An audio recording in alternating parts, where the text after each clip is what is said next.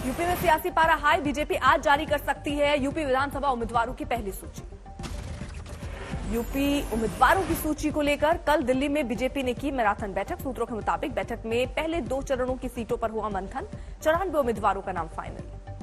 UP विधानसभा चुनाव के पहले 2 चरणों में कुल 113 सीटों पर होगा चुनाव। बीजेपी चुनाव समिति ने बाकी 19 सीटों पर नामों का फैसला बीजेपी अध्यक्ष जेपी नड्डा पर छोड़ा। जेपी नड्डा 19 सीटों पर यूपी से में संगठन से चर्चा के बाद लेंगे उम्मीदवारों का फैसला। आज या कल बीजेपी उम्मीदवारों की पहली सूची कर सकते हैं ऐलान। सूत्रों के मुताबिक योगी के लिए विधानसभा सीट फाइनल। अयोध्या से योगी के नाम पर लगी मोहर। अयोध्या से सीएम योगी के चुनाव मैदान में उतरने की आ रही खबरों के बीच साधु संतों में दिख रही है खुशी, जिंदाबाद की गूंजे नारे। योगी आदित्यनाथ जी की हर हर हनुमान जी महाराज की, योगी आदित्यनाथ जी की, योगी आदित्यनाथ जी की निखार आ जाएगा कि योगी जी अगर यहां से चुनाव लड़ेंगे तो जो राम राज की अयोध्या आज दिखने लग गई है, उनके चुनाव लड़ने के बाद में अयोध्या में और निखार आ जाएगा। साधु संतों ने कहा, सीएम योगी जितना किसी मुख्यमंत्री ने नहीं किया अयोध्या का विकास। कुछ साधु संतों ने अयोध्या से सीएम योगी जीत का 60% बताया चांस। कहा, विपक्षी दल समाजवादी पार्टी और बीजेपी से रहेगा अंदरूनी संघर्ष। और संघर्ष अगर है भी तो सपा से संघर्ष है जो है कि आदित्यनाथ का। भाजपा का कहिए आदित्यनाथ का नहीं हो तो व्यक्तिगत हो गए। बीजेपी से नाता तोड़ने वाले कद्दावर नेता स्वामी प्रसाद मौर्य आज समाजवादी पार्टी में शामिल होने का कर सकते हैं विधिवत ऐलान। सुबह 11 बजे अपने आवास पर करेंगे प्रेस कॉन्फ्रेंस।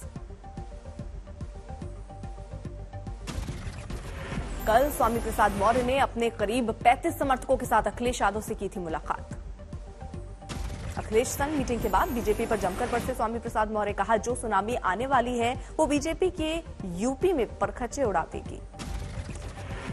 स्वामी प्रसाद मौर्य का दावा, यूपी में बीजेपी की सीट को 2017 से पहले के आंकड़े पर पहुंचा देंगे। बीजेपी छोड़ने वाले मंत्री दारा सिंह चौहान और धर्म सिंह सैनी भी आज समाजवादी पार्टी से जुड़ेंगे।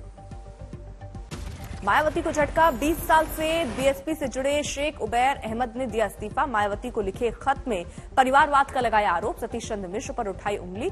स्वामी प्रसाद मौर्य की तारीफ की। कल से शुरू होगा यूपी विधानसभा चुनाव का पहले चरण का नामांकन। अलीगढ़ में तैयारियां जोरों पर। कांग्रेस ने हाजी रिजवान को मुरादाबाद नगर से बनाया। कांग्रेस उम्मीदवार समर्थकों ने जमकर मनाया जश्न। जितेंद्र नारायण सिंह त्यागी बनने वाले वसीम रिजवी की गिरफ्तारी पर बढ़ा विवाद। हिंदू महासभा की राष्ट्रीय सचिव अन्नपूर्णा भारती ने अनशन पर बैठने का किया आह्वान। जितेंद्र नारायण त्यागी की गिरफ्तारी पर हिंदू महासभा का बयान, इस देश में मुसलमान को हर तरह की छूट, हिंदुओं पर है अंकुश।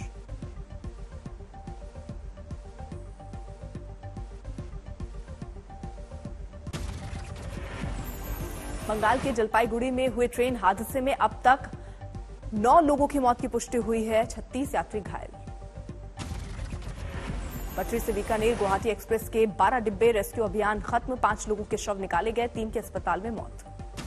ट्रेन हादसे में घायल हुए यात्रियों में से कई की हालत गंभीर। मृतकों की संख्या बढ़ने की आशंका। हादसे के वक्त ट्रेन में सवार थे 1000 से ज्यादा यात्री। रेलवे ने दिए हादसे की जांच के आदेश। मृतकों के परिजनों को 5 लाख रुपए मुआवजे का ऐलान। घायलों को मिलेगी 1 लाख रुपए की मदद। प्रधानमंत्री नरेंद्र मोदी ने ट्रेन हादसे को लेकर रेल मंत्री से की बात। मृतकों के परिजनों के प्रति जताई संवेदना। घायलों के जल्द स्वस्थ होने की कामना।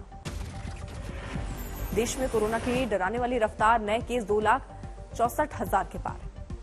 देश में कोरोना के एक्टिव केस 12.5 लाख से ज्यादा। पॉजिटिविटी रेट करीब 15%।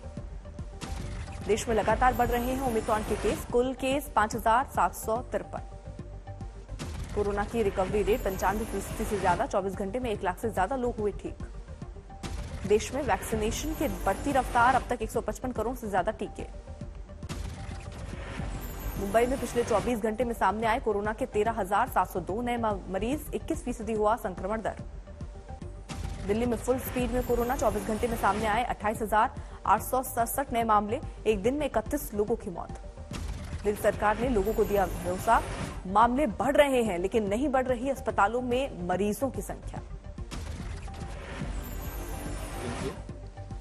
अब जितने एडमिशन रोज होते हैं लगभग उतने ही हो रहे हैं भाई। जैसे 20,000 केस आए थे और 27,000 आए तो एकदम से एडमिशन बढ़ने थे, एडमिशन नहीं बढ़ रहे हैं।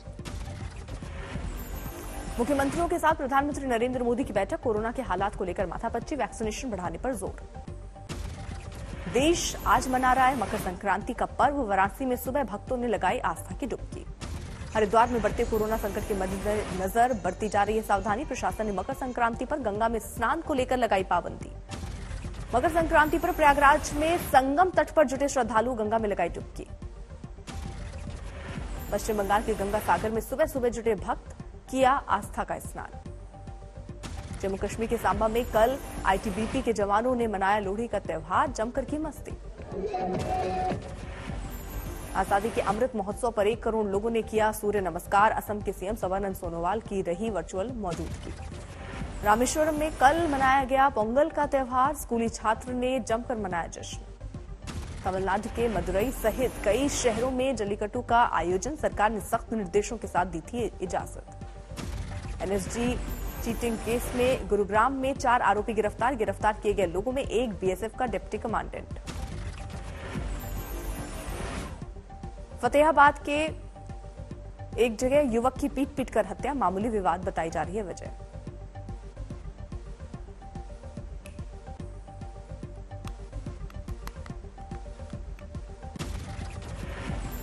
पटना में डिवाइडर से टकराकर पलटी तेज रफ्तार कार, 2 घायलों की हालत गंभीर। वाराणसी के काशी विश्वनाथ मंदिर के पंडों पर आरोप। प्रयागराज में महिला की गोली मारकर हत्या।